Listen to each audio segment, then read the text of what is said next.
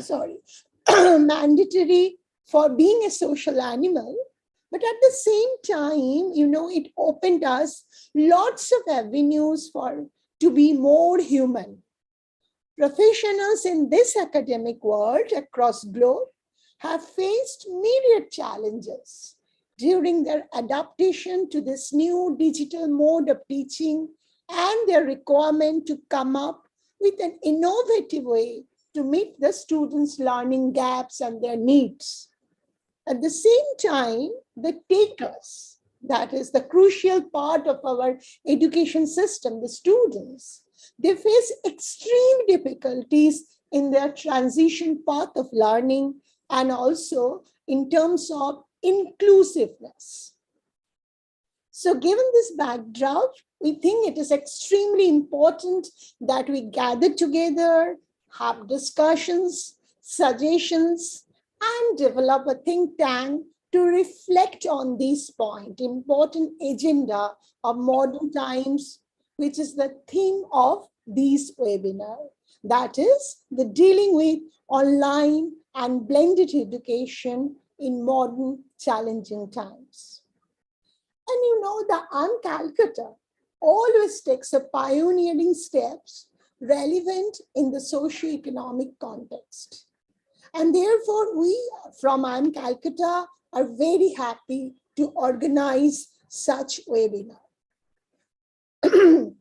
And for this, we thought our flagship journal Decision could be the best platform, which is the oldest management journal in India, and it started in 1974. The journal has captured the evolution of management thoughts in multiple disciplines in both national and wider regional context for several decades. Just like our AIIMS Calcutta, just like the students of AIIMS Calcutta, we are having, each year around 460 students, the MBA students for our the MBA program. Also, we do have other management programs which are related to the business analytics, the most crucial one, where not this hybrid mode of class or the blended class can throw a lot of challenges, as well as we do have the programs for the executives. So, and this is the first IIM that started in India also. And with regard to our journal Decision, since 2013, it has been published quarterly with the publishing house Springer, which issues March, June, September, and December, and all are available now in digital forms. So you see that the history of evolution of this journal itself, that throws us the light of digitizations in the academic sphere. And this thought process, therefore, we started to think that we can link this very relevant, the topic in today's time, and we can link it to our journal. But this thought process could not have started initially if we had not received inspiring and promising words from our director, Professor Uttam Kumar Sarkar. So now it's time to raise the curtain, my dear friends. And we are very, very pleased to have with us Dr. Harry Anthony Patrinos as our keynote speaker. And good morning, Dr. Patrinos from India. Good morning to you. Dr. Patrinos is the practice manager for the Europe and Central Asia region of the World Bank's Education Global Practice. Dr. Patrinos received his doctorate from the University of Sussex. He specializes in the economics of education. He managed education, lending operations, and analytical work programs in Latin America, East Asia, and the Middle East. He has published extensively on the returns to education, the socio-economic status of indigenous people, public-private partnerships, school-based management, and the quality of education. He previously also worked as an economist at the Economic Council of Canada. And so today, he is going to give a talk on learning loss due to the school closures during this COVID-19 pandemic. This is a factor which can, really hinder the growth path of the world. So, Dr. Patrinos, the stage is yours. Thank you very much, Professor. Honor and pleasure to be here, connected with you, albeit from long distance. I'm pleased to share my presentation. I hope it is on the screen. Yes. Excellent.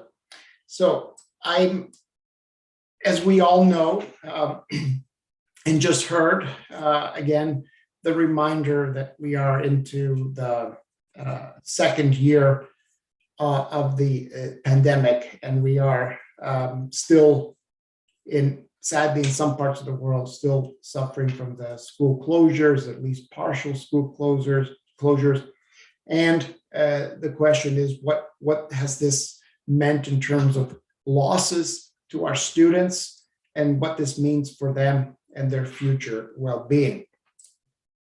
As we all know, starting back in 2020, it seems like a long time ago, just 2 years ago, UNESCO reported that more than 190 countries had closed their schools and universities, and that this affected more than 90% of the world's students.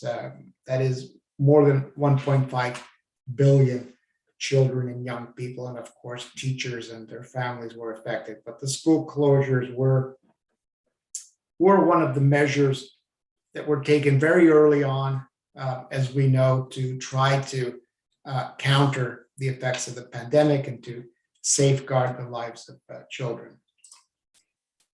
As a reminder how quickly schools closed, UNESCO has produced information over time showing how quickly countries throughout the world in almost all regions went through this process of either complete closures of their school systems or at least some partial closure, whether it was primary schools or some part of the education system. But the disruption, whether it was school closures or not, was there as a result of the COVID-19 pandemic.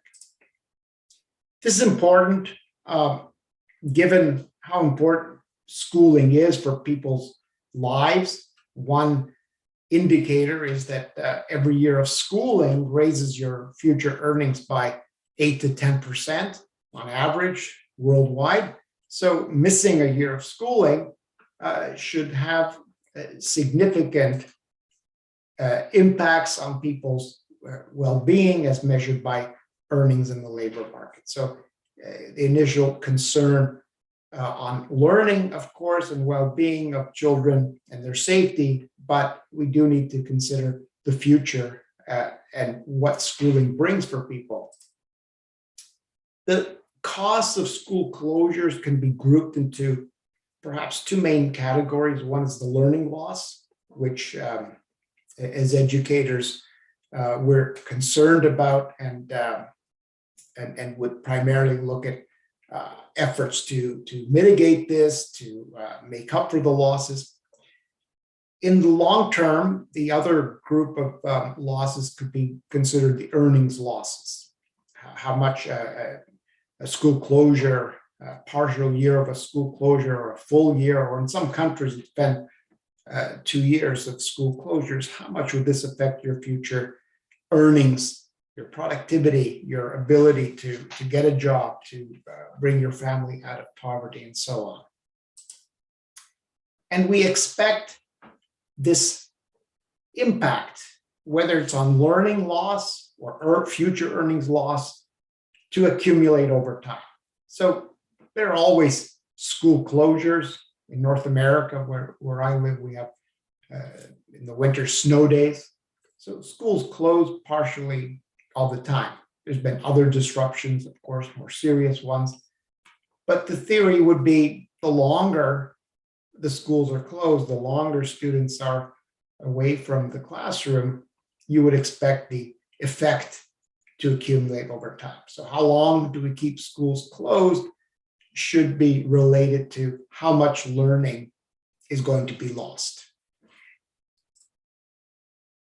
Early in the pandemic, my organization, the World Bank, estimated or predicted what would happen if schools remained closed for a long period of time. If you go back to March of 2020, at least in the Northern Hemisphere, people expected a few weeks of school closures, a few months perhaps, then summer comes, you have a break, maybe we wouldn't lose too much. And the estimates were that, we'll lose maybe a third of a year. The most pessimistic scenario was 0.9 years of schooling.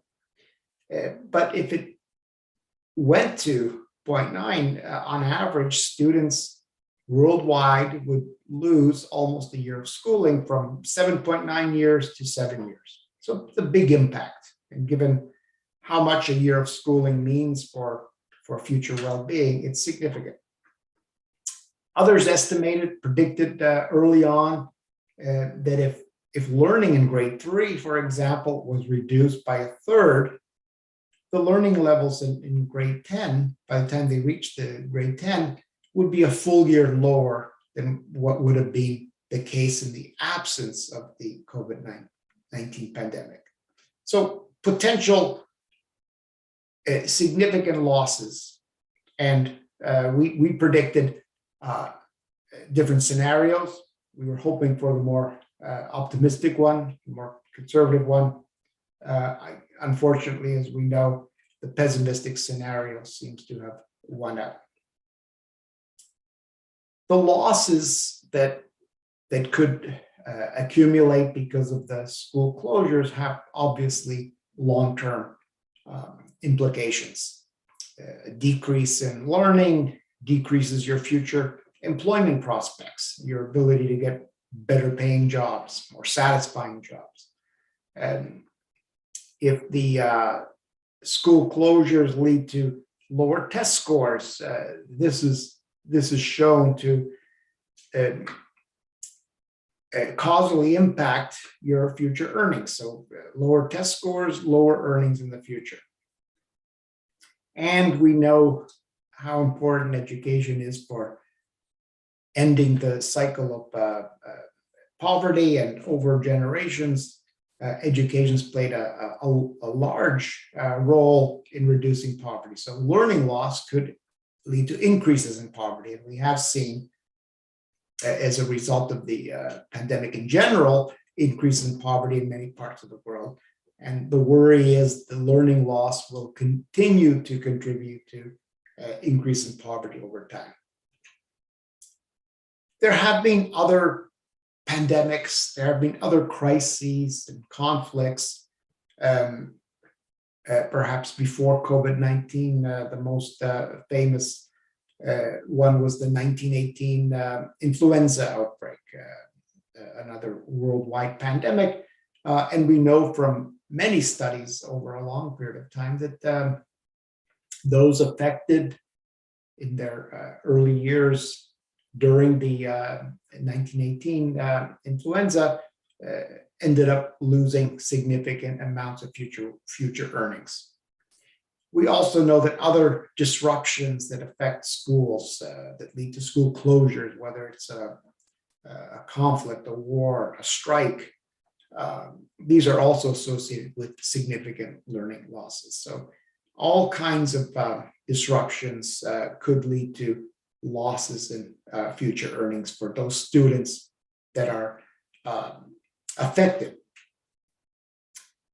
Other pandemics have led to significant reductions in economic output. The Black Death, going way back to the 14th century, led to many millions of people dying as a result, and reduced labor output, but oddly enough, higher agricultural wages. The Spanish flu influenza, again, 1918, more than 100 million dead, and again, lower incomes, lower well-being over time, and effects that lasted long time for those both young children and those that were in utero at the time of the epidemic. Income losses, national income losses as well, and impacts that lasted into the 1980s. Just before the COVID-19 pandemic, the latest study on the long-term effects of the 19 influenza suggested that these impacts were being felt into the 1980s. So generations of people affected continued to suffer from lower levels of schooling, lower levels of well-being. Early in the pandemic, about a year into the pandemic, we decided to review the literature at the time. So between March of 2020 and March of 2021, we looked at the evidence that was starting to accumulate, where we could look at learning levels both before and after the outbreak of COVID-19, and tried to see just what were the levels of learning losses. Now, we are online right now using technology. It's become quite popular as a result of the lockdowns. But this would suggest that mitigation is possible. After all, most of the school systems that closed down in 2020 offered distance education, whether it was online like this or broadcast. Some countries went to radio, some went to traditional distance education systems. But we know there's limited capacity in most countries to deliver high quality education online. We know that there's problems of connectivity. Many households don't have it, or the connections are poor. And it's been difficult to provide education at a distance that allows for the interactions that we know are important between teacher and students. And over time, the longer the school closures went on, more reports that were received of poor attendance, students simply not being present for the lessons online. So mitigation is possible, but remember, we weren't planning for this massive level of school closure and for such a long period of time in most countries. So it wasn't really distance education we were offering. It was an emergency remote teaching, often organized very much just before the classes were given. So in March 2021, we identified 8 studies, only 8 studies. A lot of things have been written. Few allowed us to look at what was learning like before the pandemic, and following up those students or very similar students, testing them again. I think the first study came out was for Belgium in an assessment that's done every year for a large number of students, representative of the student population in the country, and very large losses in learning were detected.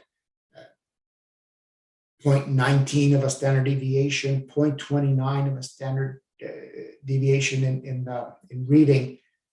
These are close to a year's worth of learning, half to maybe a year's worth of learning lost after a school closure that was just a few months. So very large losses in Belgium.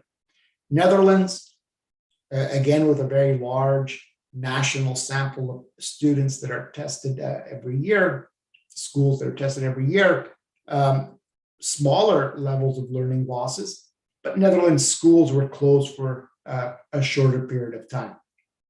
Large losses in Switzerland, the US, Germany.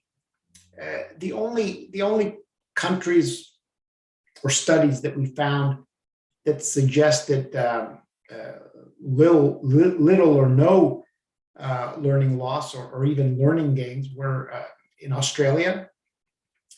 And in one study in Spain, but this was one university and one faculty, not representative of the country, not representative of the primary or secondary school levels.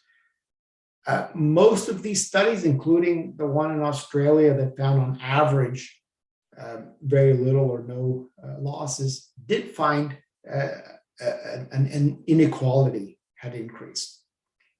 That is, students from more disadvantaged backgrounds, poorer households, minority populations, tended to do worse than more privileged students. So there was an equity impact in these few studies. And again, it's mostly in the first year, the studies that we had that we could actually detect impacts on learning are from very high income countries. So led us to think if a country as well connected as Netherlands would suffer learning losses, this doesn't bode well for the rest of the world. On average, we found a learning loss of about 0.14 of a standard deviation. What does this mean? About a third of a year's worth of schooling. But schools weren't closed for a third of a year. They're closed for a few weeks in some cases, or a few months, because in most of the systems in North America or Europe, they went from spring school closures and then summer holiday came. So there wasn't that much schooling to be lost, but in terms of learning, the impact was very large, more in line with the pessimistic predictions that the World Bank had made early on in the pandemic year. So significant learning loss as a result of a few weeks or a few months of school closures. So safe to conclude that there was learning loss, that the predictions turned out to be unfortunately true, and pessimistic predictions seem to be realized, unfortunately. And there was an equity dimension. For some groups of students, this affected them more than others, and it tended to be those students that were poor, with less resources at home, and students that were probably already struggling before the pandemic occurred. I want to mention a few updates and some outliers that we've seen as we went into the second year of the pandemic and school closures. We expected after the initial spring of 2020 school closures that schools would reopen in the fall of 2021 in the Northern Hemisphere, at least. And many did open in September of 2021 and quickly shut down. So 2 years in, going back to Belgium, they do a survey every year of students, and they found some reversal in the losses. Not huge, but there was some reversal in the losses, or at least the losses were halted, as the authors of the study suggested. And for social science, they even found the scores started to improve. And unlike the first year, the math scores of the best performing students were declining.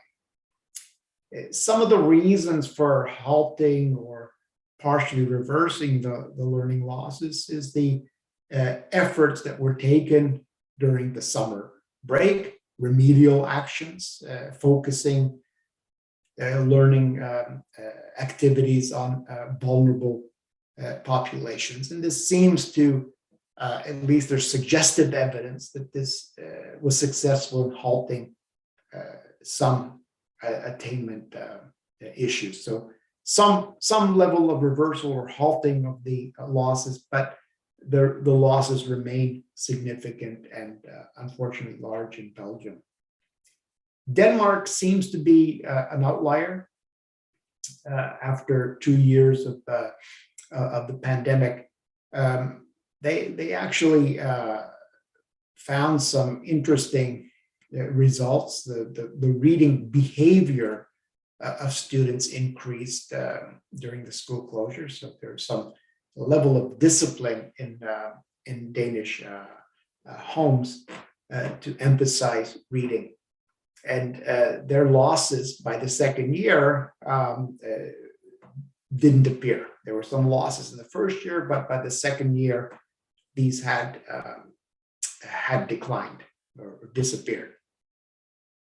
There was some increase in inequality in the first year, as there was in other countries, but as time went on, these were corrected.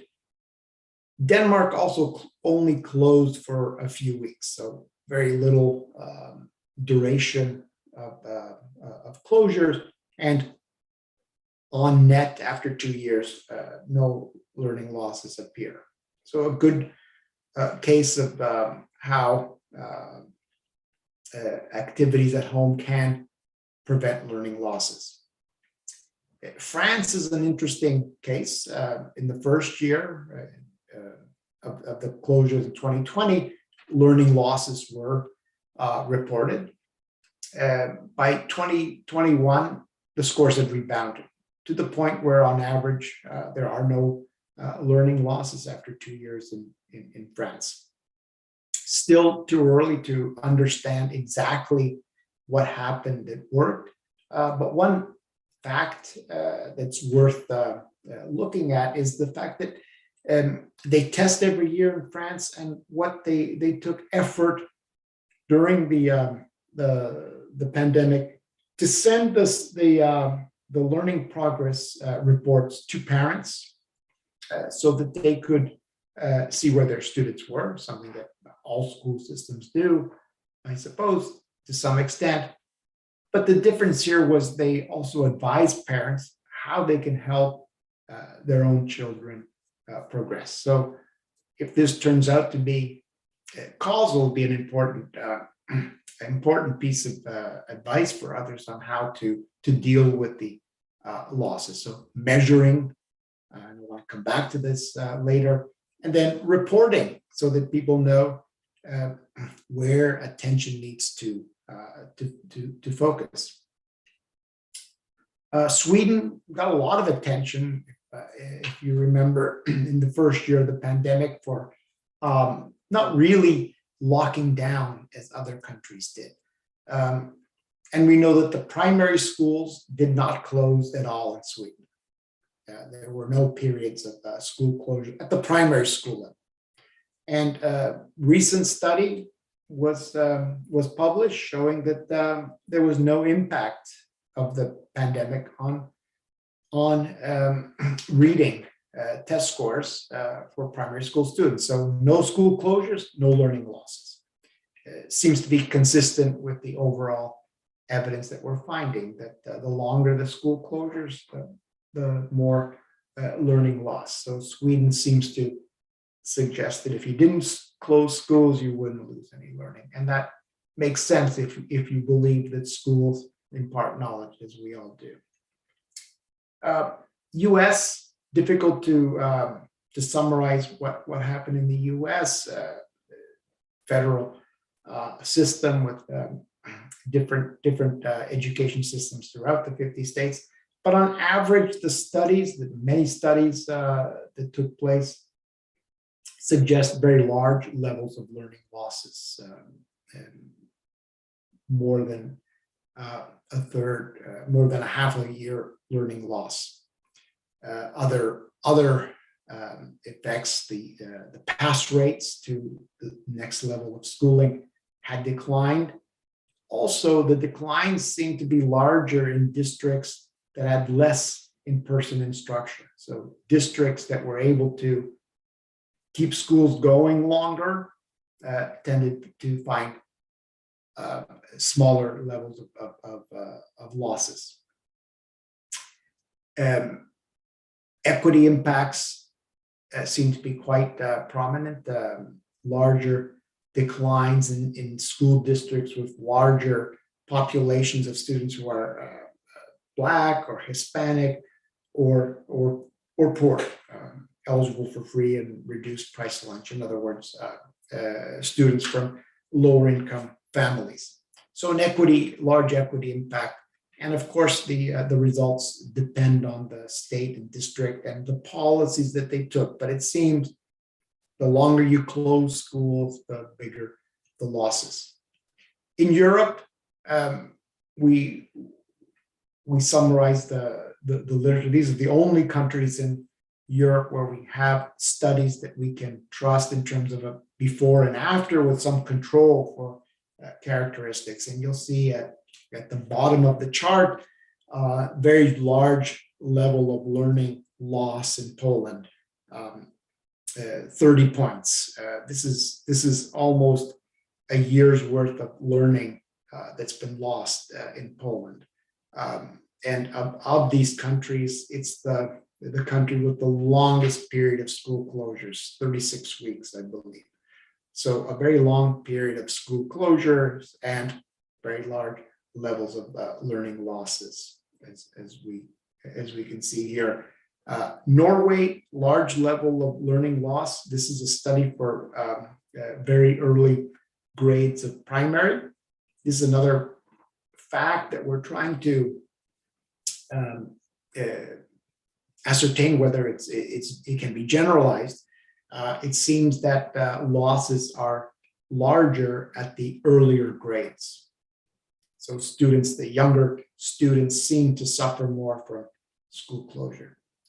One theory might be that younger students aren't able to follow lessons online as well as older students, but we'll see as the evidence accumulates.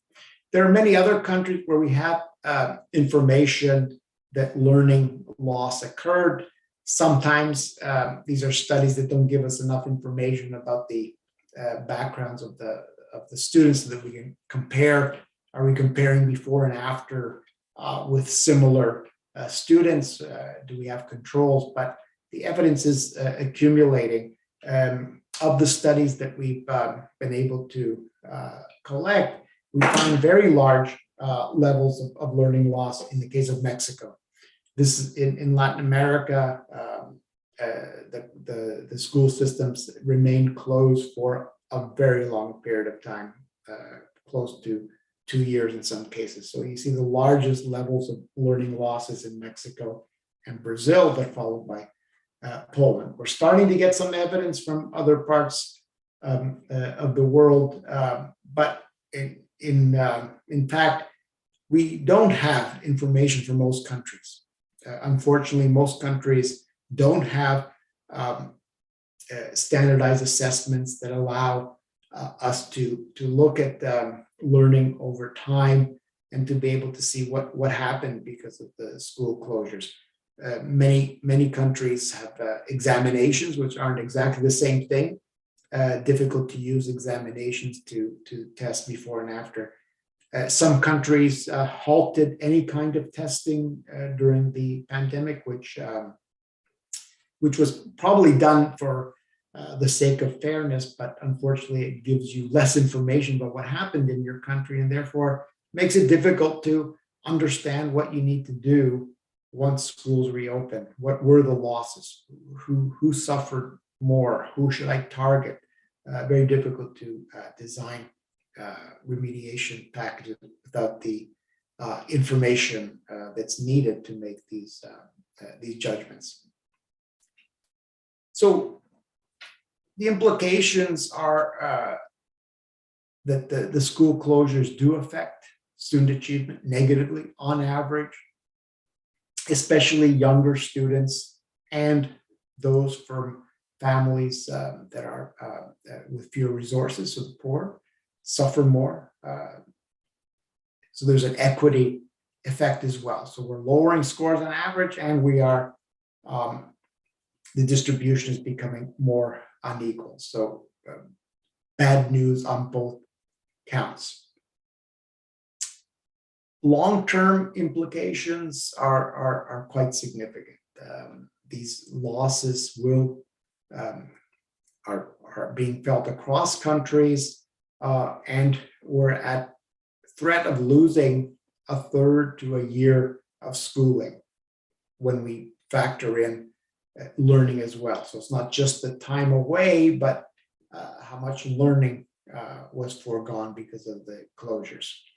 And the longer schools remain closed, the longer the pandemic remains, the bigger the losses will be. There have been simulations on what these learning losses will produce in terms of earnings losses. The World Bank has done this. I've been involved in one of these studies. The OECD has done it. The IMF has done it. Many organizations have estimated the effect on earnings losses. The estimates are, unfortunately, up to $17 trillion losses in future earnings alone. This is because the time that students and their families devote to education, the money they spend on education, whether it's fees or tuition to go to university, or the resources that the government spends, these are investments that are intended to build your human capital, your ability to learn, to earn in the future, and these effects can be quantified. So we know that a loss of a year of schooling could result in a significant loss of future earnings ability. We know that a year of schooling is about a 10%, has about a 10% return in terms of wages. So a third of a year of learning loss, let's take a conservative estimate, this would be at least a 3% earnings losses. And this is where we got our numbers on what the losses are. At the individual student level across the world, it's only about $400. Doesn't sound like a lot, but over a lifetime, it's $11,000.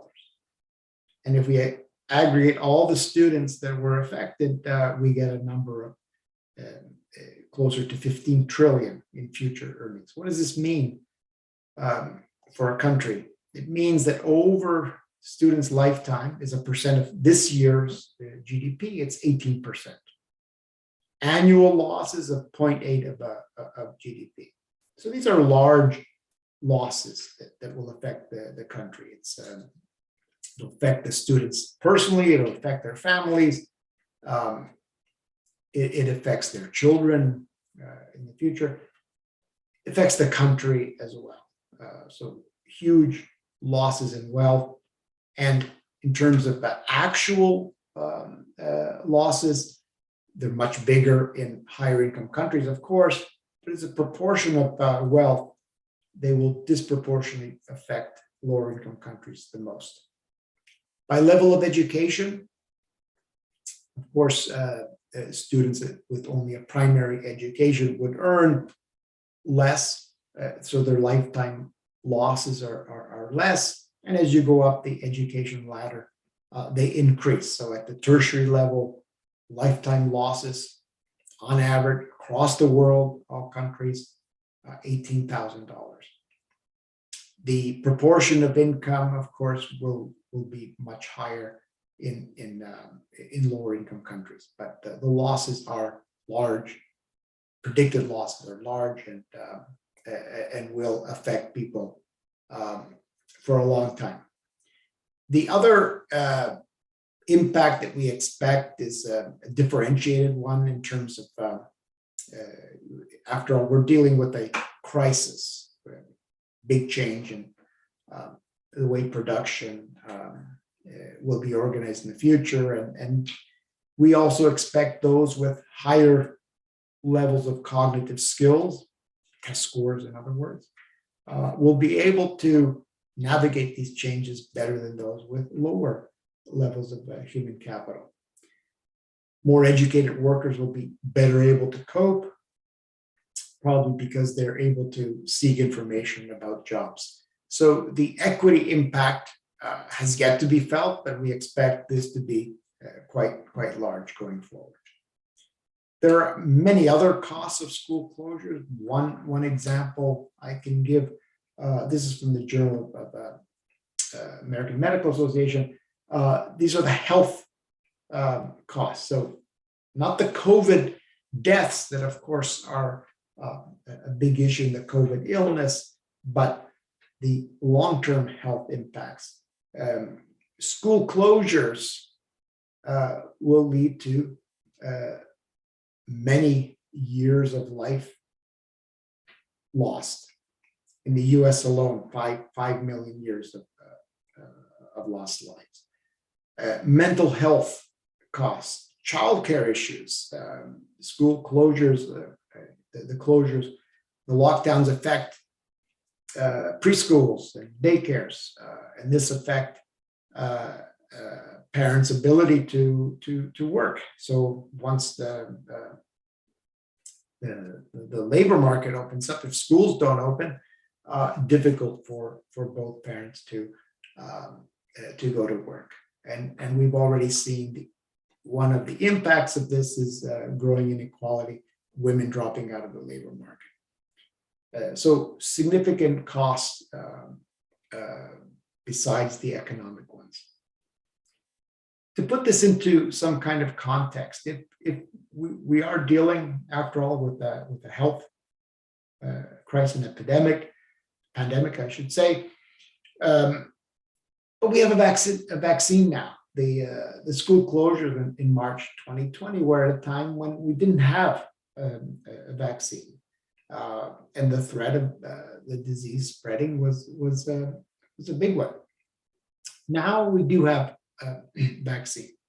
There have been estimates of what it would cost to vaccinate the whole world, and different definitions of what it means to vaccinate the whole world. But the OECD estimates that it will cost about $50 billion to vaccinate the world. On the other hand, G20, the richest 20 countries in the world, have already spent more than $10 trillion on economic supports during the pandemic. And remember the number I mentioned earlier from our study on future earnings losses, they are $15 trillion.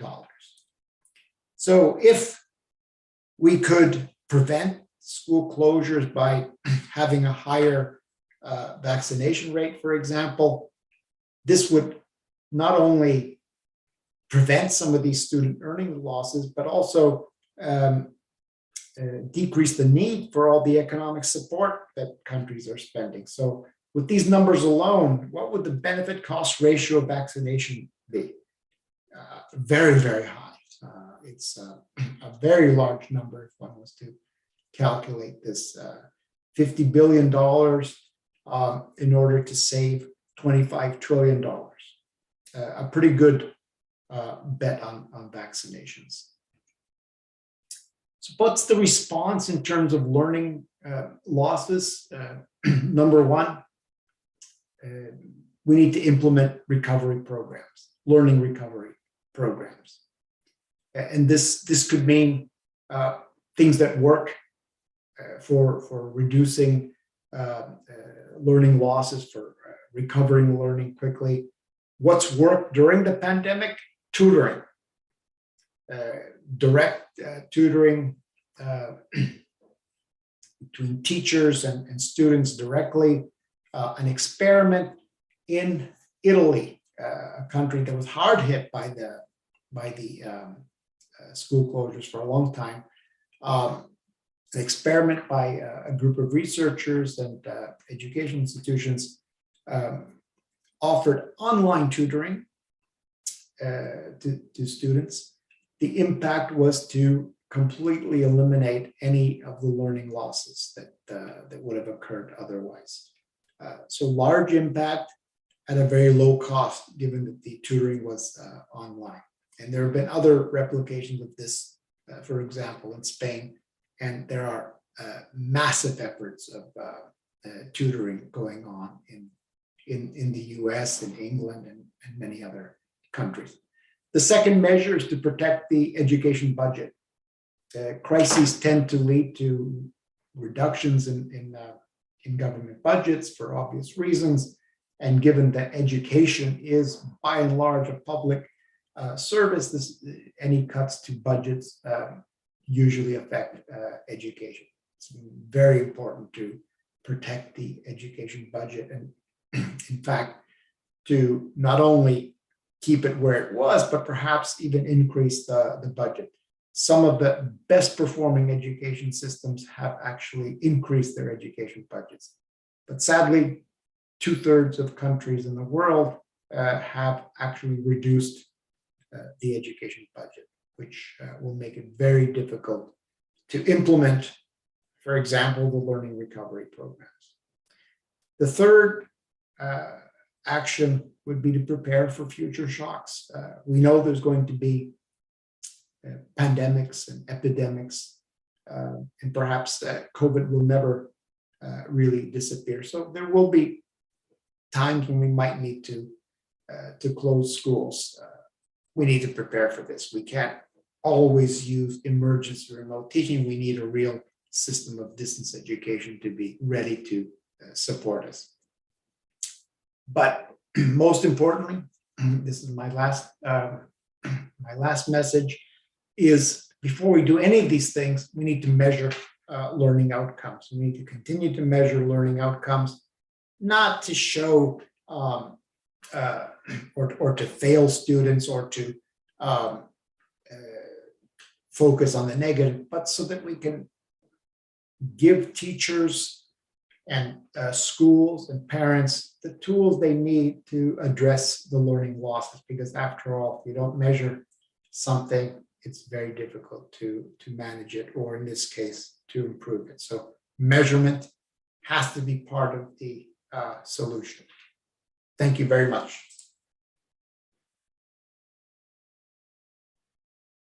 Thank you very much, Dr. Patrinos, because we really got to know that, the global variety and as well as the heterogeneous responses. But I am a bit scared when you say that the impact of the Spanish flu lasted till 1980s. So I don't know what to see in future. So, but before I do have certain questions, but I think we can take few questions from our audiences. So first, let me, Aritra Bhattacharya, he did ask two questions, that which data sets can be used by the researchers to understand global learning losses in developing countries? And his second question is, which efforts in France led to the reversal of learning losses? Should I repeat that, or you can also see it in question answer sessions, but if you, Yeah, thank you. Thank you very much for the questions. In terms of data sets, what we've been looking at in our research is the published studies. There aren't enough of them. That's the first thing I would say. The other thing is, most of these are studies that would have taken place anyway, so the national assessments in Netherlands and Belgium, for example. But in other cases, it's efforts of non-government organizations. In Mexico, it was an NGO that did the study. In the case of South Asia, many of these studies are done again by NGOs. I think India is from Acer. So it's a variety of different organizations. All the studies that I have mentioned, I have the papers, and happy to share my research, and I'll share my email address with you, and I can, if people want more information, I can send that. I'm also trying to find out what France did to reverse the learning losses. I think I would mention two things. One for sure is they measured learning continuously throughout the pandemic, and this gave them information. And it seems, according to reports, what they did with this was to inform the parents. How's your student doing? So they're, not doing as well in reading. What can you do to help them? And they gave them the information. I don't know if this was causal or if other things happened, but this sounds like a good idea to me. I think it's difficult to address something without measuring it. So we need to find out more about what France did, but this seems to be one of the measures. But measurement is important. I can only tell you about the few countries that actually continue to measure learning. For most of the world, we have no idea. And that is quite obvious because you did say that they do not have a consistent measure. So I was also thinking when you were showing us the bar diagram where Mexico was at the highest level and on the European countries, Poland was with that. So whether they are consistent, whether the measures are consistent in terms of the learning losses, that also we don't know kind of thing because they are different in this case. So that is a challenging task really to have. And particularly you mentioned that some like the learning losses are much more for the lower socioeconomic status, and that might be true also for the developing countries. And if we do not have the appropriate data for the developing countries, we really don't know. The amount would exceed 15 trillion. Right. And then another question is also what is the role of parents in reducing the learning losses? I think you did mention something about that in your slides. The parents, for some country. That's the next question. Yes, thank you. Again, going back to France, we know that they were providing parents with information and advice on how to address the learning losses. In the case of Denmark, the researchers suggest that parents were actively involved in the online lessons and helped the children with their reading homework, for example, and the researchers found that the abilities or the behavior, on reading actually improved. So their parents are very important in addressing this, but again, we need to support them and give them the information that they might need. Okay, then I do have one question. Just I was thinking because you mentioned that 1/3 of the countries only kept the same educational budget, or they might have increased, but 2/3 of the countries have not done so. So this is really quite troublesome thing. And any particular, because could you really, you do not have to say individually, but any pattern of any kind of regions of the countries who have not increased their educational budget, or there is something in these countries why they have not increased the educational budget? Yeah, there is no pattern. It's worldwide. So 2/3 of countries have reduced the education budget, meaning only 1/3 have either maintained it or increased it. What we know about the countries that have actually increased the budget is that they are high-performing countries. So we know that Estonia, which does very well in these international assessments like PISA, is one of the countries that increased the budget. So this suggests to us that we're likely to see a greater gap between the high-performing and low-performing countries if the budget is increasing in high-performing countries. So I think it's also a question of, again, information and addressing this with resources, because, again, education is by and large a public service. And will continue to be so. So if public budgets are decreased, this affects the whole education system. And we know that even in countries that have large private sectors, many parents have taken children out of private schools because they can't afford the fees because of the lockdowns, and they're putting them in private schools. So the classes are increasing in public schools, resources are declining. What's going to be the net impact of this? it's quite obvious. So this is a looming crisis for us, the education, learning losses, and the lack of attention in most countries to the resources that are needed, especially at this time of crisis. Thank you. Can I just ask one question also in relation? This was extremely interesting. Thank you, Dr. Petronas.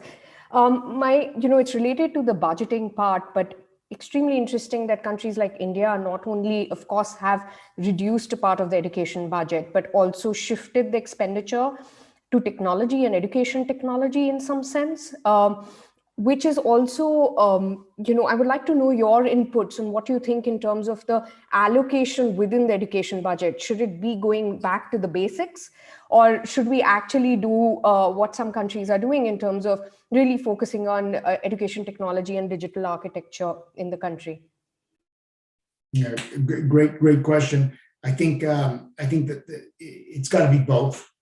We do need to go back to the fundamentals, because if the students in the early years, if they're losing these skills, these are skills that you need to progress, right? Because we're talking about a sector that's sequential, and your ability to succeed at higher level depends on how you did at the lower level. So we do need to go back to the fundamentals and help those students catch up to where they should have been. But also we do need to invest in technology. It's amazing. I mean, I hadn't heard of Zoom before the pandemic, and I use it every day now, like all of us do. So the technology has really moved very quickly, and I do think that to prepare us for, unfortunately, the next pandemic or whatever it will be, there will be school closures, there will be losses. If we have a better system in place, it will help. I'll give you one example.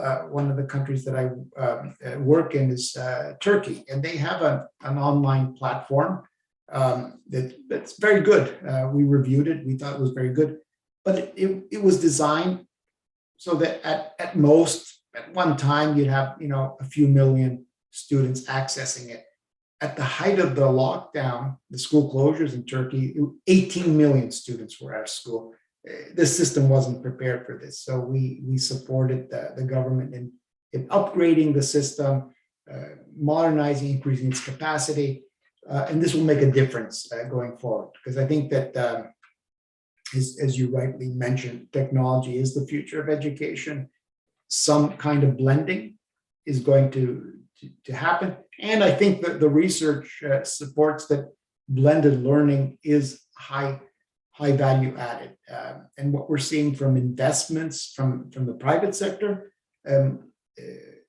traditional education is not getting any of the new investment. It's all going to EdTech, and it's going to EdTech in high income countries. It's going to be accessed by the rich in other countries. So there does need to be an effort to bring technology to everyone. So otherwise, we will have these growing gaps, unfortunately. Thank you. Thank you very much. But there is one other question, but it's really related to what you just actually said. And Professor Abraham has asked that, can learning loss in the primary education ever be compensated with the extra hours of study, either in class or online? Do you see online learning now becoming an integral part of the school education along with the in-class learning? I think you said little about the blended learning, but yeah, this is our last question. Yeah. Definitely, I agree with the professor, and I do think you can use technology to recover, but it's got to be done with the teachers. I think if anyone doubted the value of teachers before the pandemic, I think they've adjusted their perspective now, and we see just how important teachers are. But I think they need support in this recovery period, and I think technology will play a role. Take the example of tutoring. We've known that tutoring works, but tutoring is very expensive if you're going to bring someone face to face. We've seen from the experiments in Italy and in Spain, when the tutoring is done online, it's at a fraction of the cost of in-person tutoring. and the results are just as good. There's another experiment in Botswana where they used SMS messaging to help students, and even that had an impact. So it's technology does need to play a role, and hopefully it will going forward. But we need to make it affordable and to reach all levels of society at the same time. And that's the challenging task, make it affordable, for us, and particularly for the public school attendings, a case like in India in the rural sector. This is it's a challenging task because they actually felt the heat of the school and the rural sector particularly. So so we are really grateful to you for such insightful talk and enlightening discussions around this relevant topic. And also we appreciate when you please say that you are really ready to share your thoughts, the data sources and all these things. We would really love to work, and we hope that our these associations will continue in future. And that's so. If Aditi wants to add something, this is up to Aditi also. No, thank you, Manisha. Absolutely, Dr. Petronas. Thank you so much for your time. We truly appreciate it. I think in a country like India, discourse itself on digital and online learning is extremely important at the present stage. Small things that you said in terms of just focusing on technology and how technology can be useful in meeting learning losses itself needs dissemination here. So we're very glad that you're a part of this journey with us. And yes, as Manisha said, we hope to continue the association with you. Thank you so much for your time. Truly appreciate your presentation. Thank you. Thank you. And now you can have a good sleep. Thank you, everyone. Yeah. Thank you. Thank you. Yeah. Thank you. Have a good conference. Bye-bye. Thank you very much. Thank you. Now it's time to start our presentation sessions 1, and which will be chaired by Professor Tanika Chakraborty of IIM Calcutta. She joined IIM Calcutta Economics Department in 2017, and before that, she was at IIT Kanpur. She did her PhD from Washington University, St. Louis. Her main research areas are in economics of education, labor economics, and development economics. She has published extensively in internationally acclaimed journals. Just to name a few among them are JEBO, that is Journal of Economic Behavior in Organizations, Journal of Development Economics, World Developments, Economics of Education Review, and all others as well. So Professor Chakraborty, welcome to our webinar. We are very happy that you agreed to chair the sessions. Now you can decide the structure of the presentations. We have 3 papers in these sessions, and I do hope the presenters are there. So yes, Professor Chakraborty. Yeah. Thank you, Manisha, for the very warm welcome. And thanks also for giving me this opportunity to chair the session. I'm really happy to see all these papers. So without waiting further, I think we are already beyond the scheduled time, right? So we should go ahead. So do you have, although you did leave it on me, but do you have any planned structure of whether to take questions in between or in the end? So I think you can allow if there are any clarificatory questions. Otherwise, it's better to have in the end, kind of 15 minutes of presentation and in the end. But I could see only Thakur, Dr. Thakur is there among the participants. So maybe you can start with Dr. Thakur. I cannot see other names. Aditi, could you see the other names? Yeah, I'll just check and move them into the panelist role. Just 1 second. Yeah, I did miss them. Vidisha Mondal and Huma Akram, they have not yet joined. So we can start Tanika, Professor Chakraborty with Kedar Thakur itself. So they have not yet joined. That's what IT Help Desk have written down in the chat mode. Okay. So all right. So we start with. Let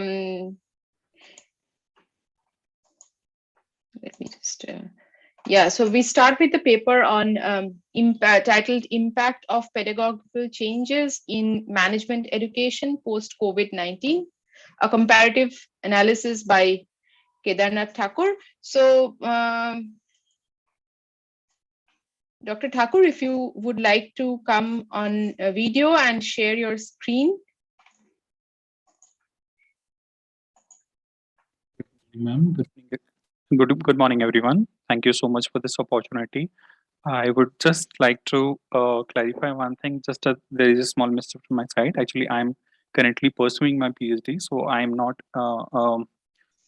Okay, doctor soon yet. to be doctor. Soon to be Yes. Dr. Thakur. Yes. All So, right. is it okay if I request IT Text to make my co-author as also as the host, because she would also like to present along with me. Like both of us would like to present. Is it okay? Yeah, that should be fine. That should be fine. Could you just Yasmin Kukul would be my co-host. So I would request IT Help Desk to make her the co-host so that she could also present while I share the Sure. screen. Yeah. So, IT Help Desk, could you please do Yeah, that? ma'am, we already promote to panelists. Okay. Yeah, very good. Kukul is here. Yasmin Kukul.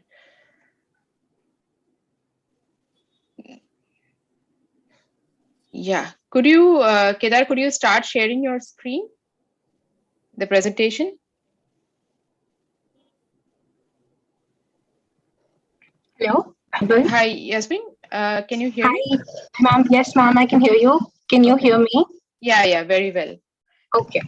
All right. Thank you so much for letting me join in as a panelist. Yeah, sure, not a problem. Very good to see your papers. So, your time, you will have about 25 minutes, including questions. So, I would say that you keep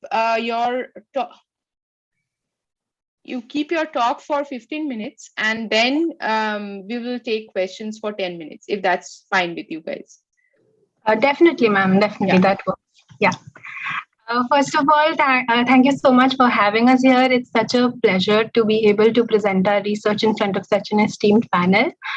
We'll quickly go through the introductory section.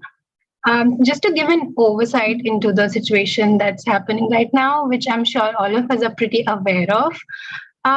So the COVID-19 pandemic, of course, affected every single industry that there is across the globe. And within it was the education industry, which was also significantly affected, not only in terms of educational personnel who lost their jobs, but also and majorly in terms of students who had to face this significant change from going from a physical classroom setup to a virtual classroom setup. And as we also heard Professor Petrina speak in the first session about how attention spans within students were affected because of this shift, we completely resonate with it. And in fact, our paper is also like a small effort to try and understand what were some of the common learning outcomes which were impacted because of this shift. Now to go on to the rationale of why we picked on management education specifically is because so the discourse, the delivery of information which is done in management schools or in these schools is significantly different from the one that is done in schools. This is because management education is more in a social and experiential style. And students are usually, they do group tasks together, they learn from their peers, and there's a lot of social learning involved. And this was something which was very significantly affected because of this shift.